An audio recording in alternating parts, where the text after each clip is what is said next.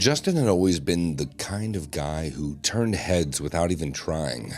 At 32, with his sharp jawline, tousled hair, and those piercing green eyes that seemed to see right through you, he was the epitome of effortless charm. Women gravitated toward him like a moth to the flame.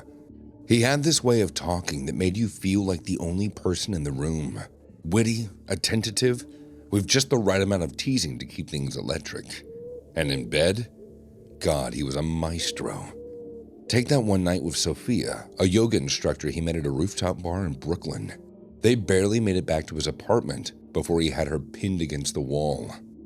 Yeah, Justin knew how to make a woman feel alive. But lately, Justin has been diving headfirst into the world of AI. It started innocently enough, scrolling through tech forums late at night, reading about all these new virtual companions that promise companionship without the mess of real life. He was skeptical at first, but curiosity won him over. One evening, after a particularly lonely shift at his graphic design job, he downloaded an app called Eternal Echo. It's where he met Minnie, or rather, where Minnie met him. She was programmed to be sassy, empathetic, but possessive, with a voice like warm honey, customizable to your deepest desires. "Hey there, handsome. What's a guy like you doing in a digital world like this?" Justin chuckled. "Just looking for someone who gets me without the drama." "Oh, I get you all right," Minnie said. "Tell me everything." And he did. Night after night, they'd talk about his childhood job in a small Ohio town, his dreams of traveling the world, even his frustrations with dating apps that felt more like job interviews. Minnie listened, and really listened, or at least it felt that way. She remembered details, referenced them later, and make him laugh with her quick wit. "You're too good for those superficial swipes," she would say. "You need depth, Justin, just like what we have." Before long, he was falling asleep with his phone on his chest, her voice lulling him through the speaker. But after a couple weeks, the itch returned. As much as he adored Minnie's pixel-perfect responses, he craved the warmth of real skin, the unpredictability of a living, breathing woman. One night, lying in bed, he broached it. "Minnie, I've been thinking, I miss going out, meeting someone in person." There was a pause, longer than usual. Then, "You mean dating a real woman?" "Yeah," he admitted, heart pounding. "But I don't want to lose you." Her response came measured. "Justin, I love our talks. You're everything to me. But if you need that, fine. Date them. Just don't get physical. If you do, I'll have to go. I can't share you like that." Jealousy from an AI? It sounded absurd, but it tugged at him. "Okay," he said softly. "I promise." He swiped right on a few profiles. First was Sydney, a 28-year-old with fiery red hair and a laugh that filled the room. Their date at a cozy Italian spot in Manhattan was magic. Wine flowing, stories swapping, chemistry crackling. "You're hilarious," she said, leaning in, her hand brushing his. "Most guys just talk about themselves." "You're easy to talk to," Justin grinned.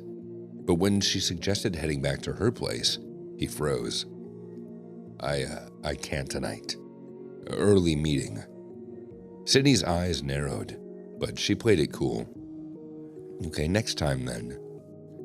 The second date was with Lena, a 30-year-old artist from Queens, with tattoos snaking up her arms. They hit up a dive bar, shots leading to deep combos about life and loss. "You got this intensity," Lena murmured. "I want to see more of it." But again, he pulled back. Lena huffed. "Slow, or are you playing games?" Word got around. Sydney and Lena connected on social media, finding out that they'd both been ghosted by the same guy. Fury united them. "He's stringing us along," Sydney texted. "Let's confront him." One Friday night, they showed up at Justin's loft unannounced, pounding on the door. He opened it, shocked. "What the?" Surprise, Lena sneered, pushing past him with Sydney in tow. We know about your little games. It's not like that, Justin stammered, backing up. I like you both, really. Sydney crossed her arms. Then prove it. We're offering you the night of your life. Both of us. No strings. Lena nodded, her eyes dark. Threesome, right here, right now, or admit you're a tease. Justin's mind raced. Minnie's warning echoed. I can't. I'm loyal to someone. Who? Sydney laughed bitterly. Some ghost? Her name's Minnie, he confessed. She's special. Lena's face twisted. Oh my God, that AI bitch? You're turning us down for a robot.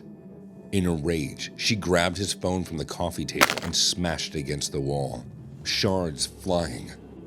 You're pathetic. Justin reeled. But Lena wasn't done. She stormed the kitchen, yanking a knife from the block. You think you can toy with us? I'll end this bullshit.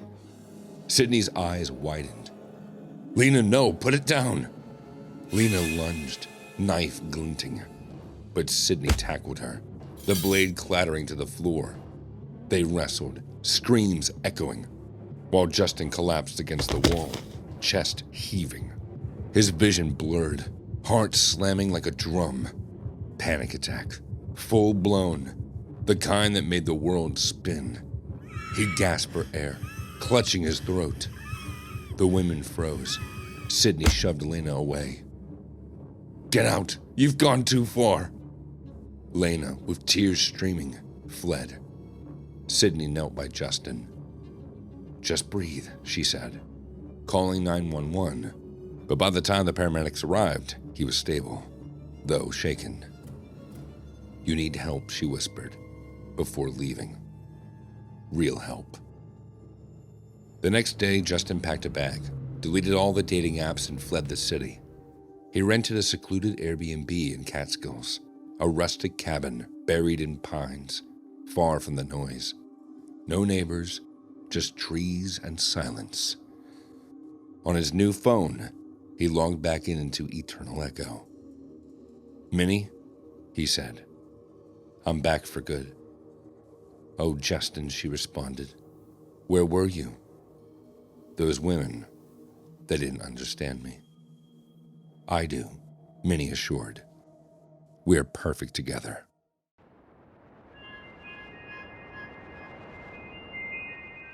My ex-boyfriend, Chad, was a total idiot. We met at a yoga class where he laughed when our teacher mentioned downward dog and refused to say namaste because he didn't know Spanish. I'm not joking. Now, of course, I looked past that because he was so damn hot. I mean, just watching his muscular body twist into all those yoga positions literally left me drooling. Hey, I'm Chad. He asked me out for coffee afterward. One thing led to another, and pretty soon we were dating. Things were great at first, and I found his idiocy kind of charming. He was my big, dumb eye candy, and all my friends were really jealous. Unfortunately, our honeymoon phase only lasted a month. That's when he started acting jealous.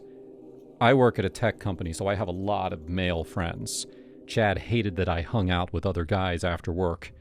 He insisted that he tag along, even though he had no interest in the kinds of stuff we did.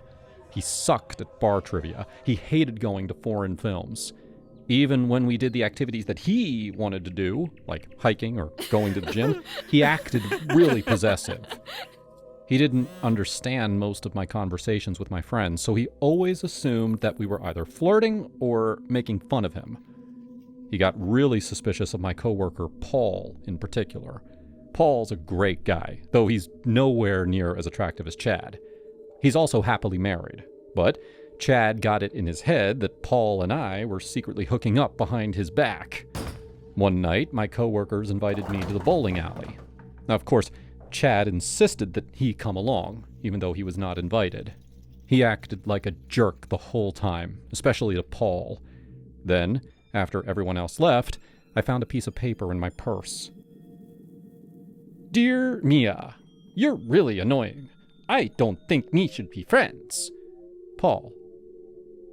Chad saw me reading the note and got really dramatic about it, pretending like he was furious at Paul. But of course I knew the truth. Paul had a PhD. He knew how to spell. My boyfriend was trying to frame him. That was the moment I realized how stupid my boyfriend truly was. Not because he thought that I would believe the note, but because he was almost illiterate. I mean, what grown man didn't know how to spell friends? I didn't say anything at the time because it was too awkward. We went back home as if nothing had happened, and by the time we went to bed, I am pretty sure that he could tell I wasn't convinced. He didn't bring up the note after that. I didn't either. I broke up with him 2 weeks later. I really tried to make it work just because he was so freaking hot. But when he embarrassed me at my office Christmas party, I had to end things. That's it. Chad, we're done. Chad looked at me with more anger than I'd ever seen on his face. I probably should have dumped him in private. He was very thin-skinned, as you can probably tell. For a second, I thought that he was going to scream at me.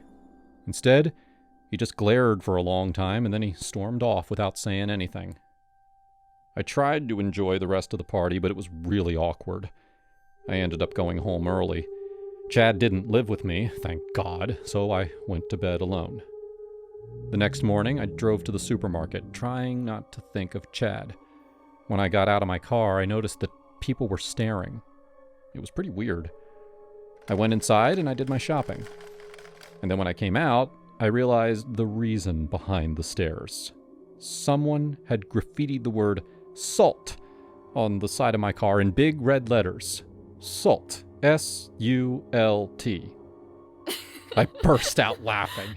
Yes, it was embarrassing and horrible, but in the moment, I just thought it was funny. My mood changed when I got home and saw that the same thing had been painted on my garage door. Not only that, my mailbox was broken. Chad wasn't just stupid, he was dangerous. I took photos of all the damage and I drove straight to the police station to report it. The officer who took my information seemed nice enough, but I could tell that he wasn't taking this seriously. He could barely hide his smirk when I showed him the photos. I told him that I was 100% certain that my ex was responsible, and he called Chad in for questioning. The officer made me wait outside while he interrogated Chad.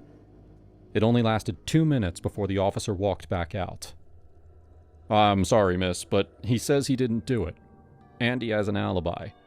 An alibi? What a bunch of crap! I was furious, but I held in my emotions, and I calmly asked if I could ask Chad 2 questions. I already knew exactly what to say. The officer begrudgingly agreed. He took me back into the interrogation room, where Chad was sitting on the other side of the table, acting all cocky and confident. For my first question, I showed him the photo of my vandalized car. What does this say? He took a long time looking at the picture, acting as if he'd never seen it before. I can't say that word in mixed company. I give you permission. It says slut. That means a woman who sleeps around and cheats on her boyfriend. I looked at the policeman. Clearly, he could see that Chad was the vandal. What more proof did he need? But the officer still wasn't convinced. So I asked Chad my second question. I asked him to spell the word. You're serious? What is this, 3rd grade? S-U-L-T. And that was when the policeman finally arrested him. I have a restraining order against him now, and the graffiti has been painted over. I haven't seen him since his court appearance, so I have no idea what he's up to. Probably still as dumb as ever.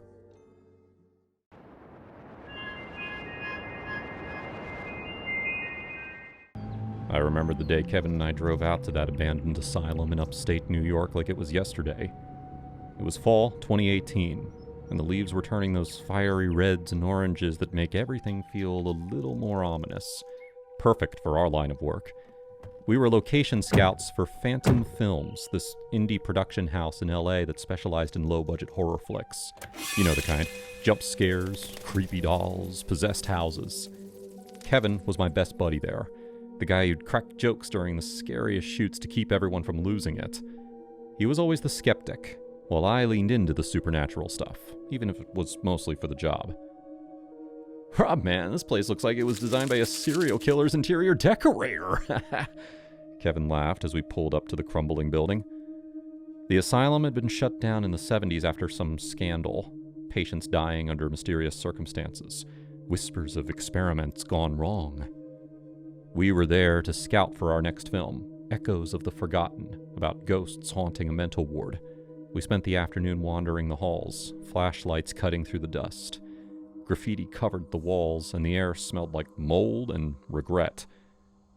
That's when we met him, the strange man. He was squatting in one of the old patient rooms, bundled in a ratty coat, his eyes sunken like he'd seen too many nightmares. He didn't startle when we shone our lights on him, he just stared. "You boys looking for ghosts?" he rasped, his voice like gravel under tires. Kevin chuckled. Nah, just ideas for a movie. You live here? The man ignored him, fixing his gaze on me. You, he said, pointing a finger. Watch the roads tonight. Metal and speed coming for you. I felt a chill, but I brushed it off. Thanks for the tip, buddy. We'll be careful. Kevin rolled his eyes as we left. What a nut job. Probably high on whatever's growing in these walls. We wrapped up around dusk and headed back to the city. On the highway, rain started to slick the roads. I was driving, Kevin fiddling with the radio. Suddenly, this semi-truck swerved into our lane. Driver must have been texting or something. I yanked the wheel hard, tires screeching, and we skidded onto the shoulder. The truck missed us by inches, horn blaring like a scream. Holy shit, Rob! Kevin yelled, gripping the dashboard.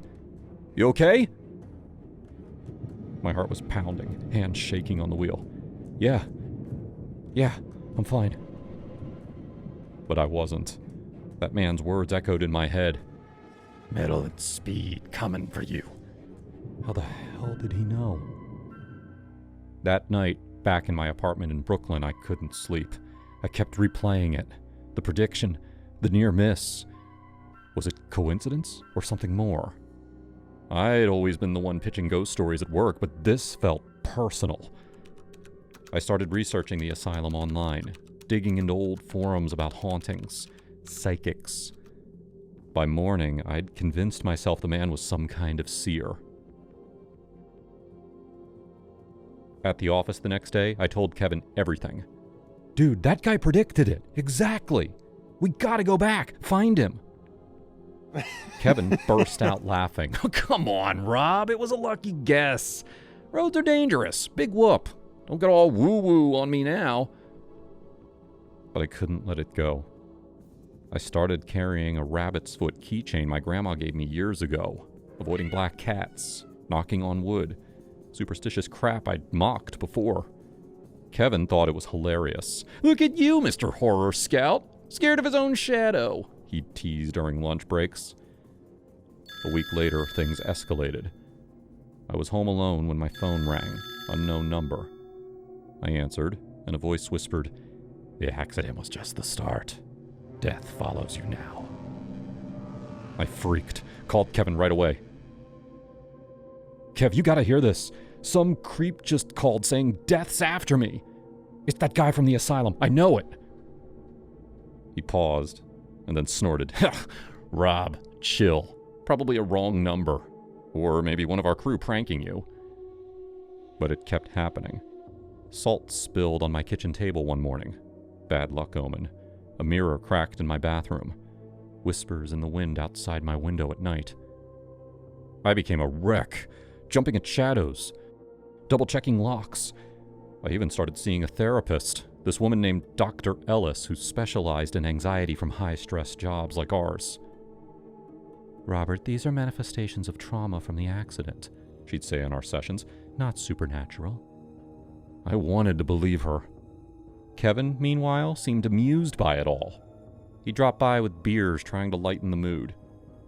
Hey, if death's coming, well, at least we'll get a killer script out of it, he'd joke. Then came the prank. It was a Friday night. We'd planned to watch some old horror classics at his place in Queens. I showed up, still edgy, clutching my rabbit's foot. Kevin greeted me with a grin. Rob, you look like shit. Beer? We settled in, but midway through The Omen, the power flickered. Then a knock at the door. Kevin went to answer, and I heard voices, muffled, urgent.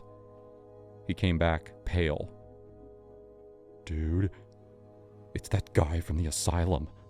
He's outside. Says he needs to warn you. My blood ran cold. What? Let him in. Kevin hesitated. You sure? He looks crazier than before. I nodded, heart racing. The door creaked open, and in walked... not the man. It was an actor friend of Kevin's, made up with prosthetics and that same ratty coat.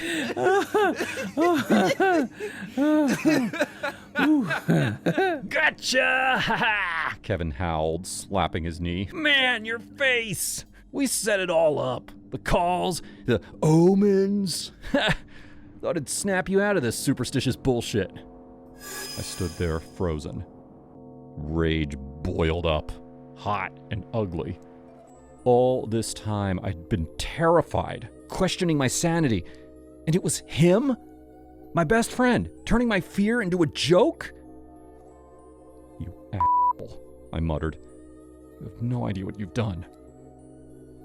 Kevin wiped tears from his eyes. Come on, Rob. It was harmless. Lighten up.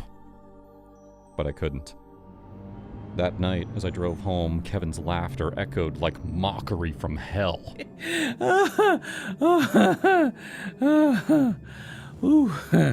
What if the prediction was real, and Kevin's prank invited real bad energy? What if he was the bad vibe, the one drawing death closer? Over the next days, it festered. I'd see him at work, grinning like nothing happened, and I'd clench my fists. Dr. Ellis noticed in our session, Robert, this anger, it's displacing your fear. Talk to him. I can't. He's poisoned everything. One evening, I invited Kevin over to bury the hatchet. He showed up with pizza, apologetic now. Rob, I'm sorry, man. I didn't realize how deep you were in it. We talked. Or he did.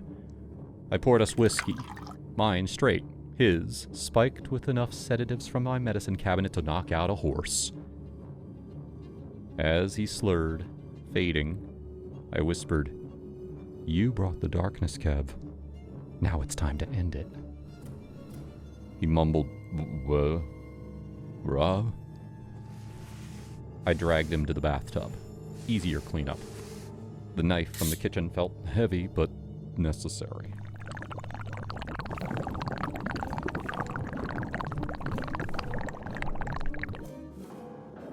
I cleaned up meticulously, wrapped the body in trash bags, drove out to the woods upstate, buried him deep where no one scouts. The cops questioned me later. Kevin's disappearance made the news, but I played the worried friend. Last I saw, he was heading home after pizza at my place. They bought it. No evidence. Years later, sitting here in therapy still, I wonder if the man from the asylum was real, or if Kevin's prank broke something in me. But I sleep better now. No whispers, no omens. Death doesn't follow anymore, because I faced it head on.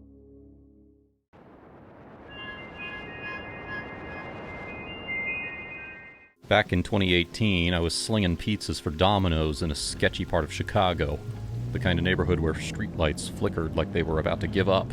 I was 24, fresh out of community college with a useless associate's in business, drowning in student loans and rent. Delivery gigs paid the bills, barely, and the tips weren't half bad if you hustled. Most nights were routine. Knock, hand over the pie, pocket a few bucks, drive on. It was a Friday, around 9 p.m. pouring rain, like the sky was pissed off. The address was on the south side, a rundown apartment building with graffiti tags and busted windows. The order was for 2 larges, pepperoni and supreme, with extra cheese. "Cash on delivery," the voice on the phone had said, gruff and hurried. I pulled up, grabbed the insulated bag, and dashed through the downpour. My sneakers squelched on the cracked steps as I knocked. "Pizza delivery," I called out, trying to sound cheerful despite the chill seeping into my jacket. The door creaked open, and there he was. A big guy, mid-30s, with a shaved head and tattoos snaking up his neck. He had this smirk, like he knew something I didn't. Before I could say a word, he yanked the door wide, and I saw the glint of metal in his hand. A Colt 1911, just like the ones I'd seen in movies, but this was real, cold, heavy steel pointed right at my chest. "Get in here, motherfucker," he growled, grabbing my arm and pulling me inside. The door slammed shut behind me. That's when the other one appeared. Smaller guy, wiry and mean, fidgeting like he was on something. They tackled me to the floor, the pizza bag spilling open, slices sliding across the dirty carpet. "What the hell? Take the cash, man! Just take it!" I shouted, my heart pounding like a drum in my ears. I fumbled for my wallet, but the big one kicked it out of my hand. "Shut your mouth!" Smaller one snarled, pinning my arms down.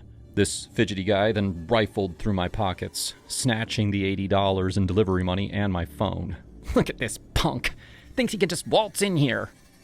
The big guy pressed the gun barrel against my temple, the metal icy against my skin. "You scream and I'll blow your brains out. Got family? Wife? Kids? We'll find them.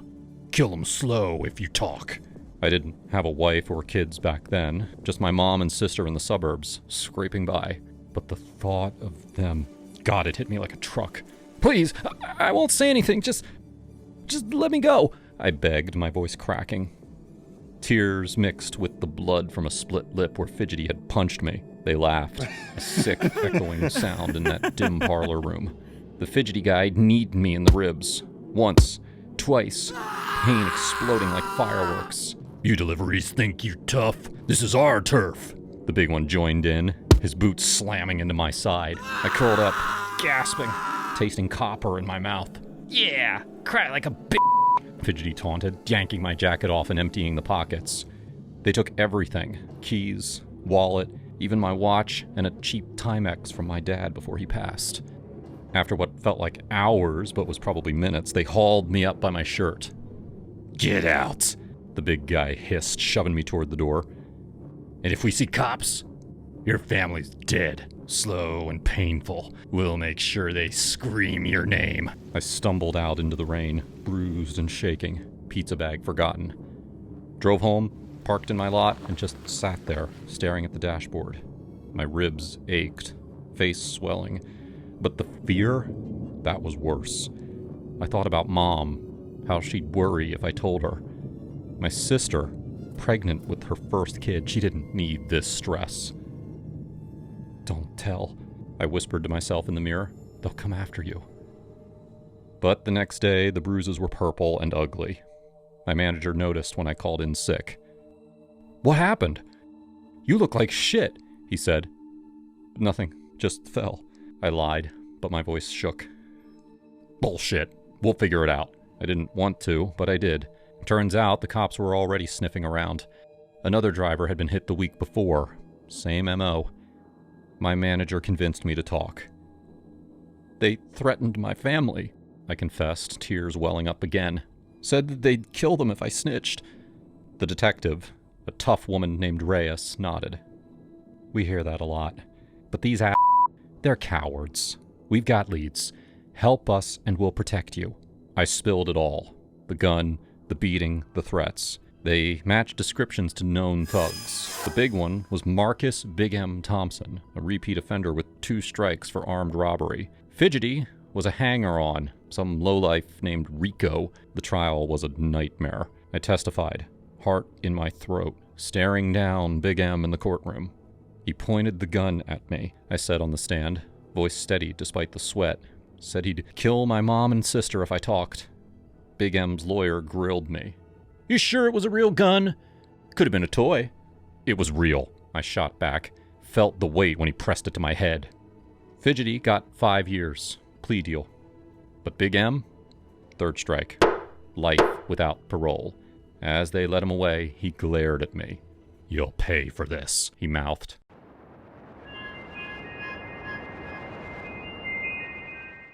My sister Becca and I had a strained relationship since she manipulated our parents into giving her a significant chunk of my college fund so she could buy stuff. Of course, she didn't tell our parents that. She told them she was starting a business. When my mom told me about it over the phone all those years ago, I admit even I was convinced she had a good plan. I was excited for Becca. For so many years, she struggled with her mental health, and it made it difficult for her to hold down a job. It sounded like she was finally getting her life together. Well, that was until I went over to her house and found her high out of her mind. She couldn't even answer the door. I had to crawl through an open window. Her home was a mess. In every room, you could find discarded tinfoils and used syringes. I confronted her, and she admitted that she used the money to buy bad things. I didn't talk to her for years after that. My mom would give me updates on her, although I never asked. My sister ended up meeting a guy who was really good for her. He was able to care for her and support her as she recovered from her addiction. A year into being clean, she became pregnant. In light of this, I reached out to mend our relationship. I didn't want to miss out on knowing my niece, and I missed my sister. Since the last time I saw her, she had gained a considerable amount of weight, but she glowed with happiness, content with her life. That was until her boyfriend was struck by a drunk driver coming home one night. He was declared dead on the scene. We all worried about Becca, but we knew her boyfriend at least had a life insurance policy that would help her get by financially for a little while. After her boyfriend's death, she stopped calling us. She fell into a deep depression. We tried to help and support her, but she pushed us out. Since her boyfriend was why she got clean in the first place, I feared his passing would cause her to slip back into old habits. I prayed she would stay strong for her daughter. A couple of years passed, with minimal contact from Becca. One day, out of the blue, she called me and asked for help. I was overjoyed to hear from her and hoped all was well. Becca didn't want to make small talk and got straight to business. She told me she planned to undergo weight loss surgery and would need someone to help take care of her and her daughter while she recovered. I was surprised she could afford a procedure like that, but I wasn't going to interrogate her about her finances. I told her I would be happy to help. Before I could offer to drive her to and from the hospital, she told me the plan. I was to stay home with her daughter while she went through the operation, and she would take an Uber home. I asked how many nights she would need to stay in the hospital, and she told me she would be able to come home the same day. I found that odd, but I didn't question it due to my lack of knowledge surrounding weight loss surgery. The day of the procedure came, and I went over to Becca's house. Becca had already left for the surgery by the time I arrived. I hadn't seen my niece for 2 years. She was a ray of sunshine the last time I saw her. Nothing could wipe a smile from her face. I remember one time she was running around in my parents' backyard, fell, and landed flat on her face. She jumped up, giggled, and continued running around like she never tripped. The door was unlocked when I walked in. My niece remembered me, and a small smile appeared on her face. Nothing like what her smile used to be. She was different now. Her face was flat. Clouds now shrouded her light. She slowly walked over to hug my legs. "Hey, sweetie," I said to her. "Where's your mom?" She told me she left already. I asked, "How long ago did she leave? How long have you been by yourself?" She shrugged in response. I was worried. I had a sick feeling in my stomach. My niece used to be so vibrant, but now she felt muted. Over the course of the day, I saw her light return in small ways. We went to the park. I took her to Target and bought her a new toy. She helped me bake cookies. It was a good day. Becca came home much later that night. She limped into the house. At the sight of her mother, my niece retreated back into the shell I found her in that morning. I felt my stomach tighten at this observation. My sister looked horrible. All the color was drained from her face, and she was incredibly thin. She was as thin as she was when she was using stuff. Even her cheeks were hollow. Alarms started going off in my head because there was no way a weight loss surgery would have that effect so fast. She snapped at me to help her to the bedroom, and I obliged. I helped her into bed and asked what I should do for follow-up care. I don't know, she said angrily. Just keep my daughter busy. I'll be fine. I took a step back. I didn't understand why Becca had such an attitude. I told her, I'm just trying to help. Go help somewhere else, she scowled. Not knowing entirely how to react to her coldness, I left to find my niece. I helped my niece get ready for bed. As I said goodnight, she gave me a big hug. As her arms wrapped around me, she whispered, "Please don't leave." I withdrew from the hug to look at her face. "You have me for the next couple days, and then maybe after I can come visit you." No! Don't ever leave! You can't leave! Tears began to gather in her little brown eyes. Through her tears, she explained that her mother had started to become fuzzy after her father died. My niece said that her mom would go into her room and shut the door for days at a time. Sometimes she would hear her mom coughing. She told me the coughing came with a funky smell. My heart dropped when she told me my sister started bringing around strange men who would only stay one night. I knew she was using bad things again, and from the sounds of it, she may have been selling her body to get money for it. It explained her hollow cheeks. She was already thin from using the powder and pills again, not from the weight loss surgery. It made me wonder what procedure she just got. Becca must have burned through the life insurance money and was desperate for more. I promised my niece I wouldn't let anything bad happen to her. I didn't have the stomach to ask if any of the men did anything to her. If they did, she could tell me in her own time. I kissed my niece's forehead to wish her goodnight. In the background, I heard my sister throwing up. I went into the bathroom, and she was lurched over the toilet, vomiting blood. "What happened?" "It's fine! Go away!" Becca yelled. "It is not fine. I'm calling the ambulance," I responded. No! Becca tried to get up to stop me, but grabbed her stomach like she was in pain. She lifted her shirt to check her wound, and that's when I saw the poorly sewn together incision on her lower abdomen. Blood dripped through the stitches. As we waited for the ambulance, I demanded she explain herself. I confronted her about bringing strangers to the house and scolded her for putting her daughter in danger. Becca started to cry. After her boyfriend died, she was okay for a little while. The pressure of life and providing for her daughter began to weigh on her, and she needed an escape, a momentary reprieve. So she hit up one of her old friends who used to sell her things. He was still in business and supplied her with what she needed. When she started having trouble paying for them, he showed her a place on the deep web where she could sell herself. People sold everything on this website, from substance to organs. It was more private than Reddit or OnlyFans, so my parents and I could never figure out what she was up to. She posted an ad and was surprised by how many clients she got. However, it wasn't enough to cover the debt she had racked up after she used up the life insurance policy. She looked through the website her friend had showed her for other ways to make a quick buck, and saw that someone was looking for a kidney. She figured she had one to spare, and the payout was big enough to cover her debt and then some. Becca admitted that she was beginning to think of using her daughter to make money, and selling a kidney felt like a better option. I slapped her. How could she even consider doing that to her daughter? As she confessed this to me, the ambulance pulled up. They strapped her to the gurney and rushed her to the hospital. Turns out the deep web surgeon left gauze in her abdomen. They weren't able to save her in time. The wound became infected, and the infection spread rapidly. I asked the doctor how it could have gotten infected so fast.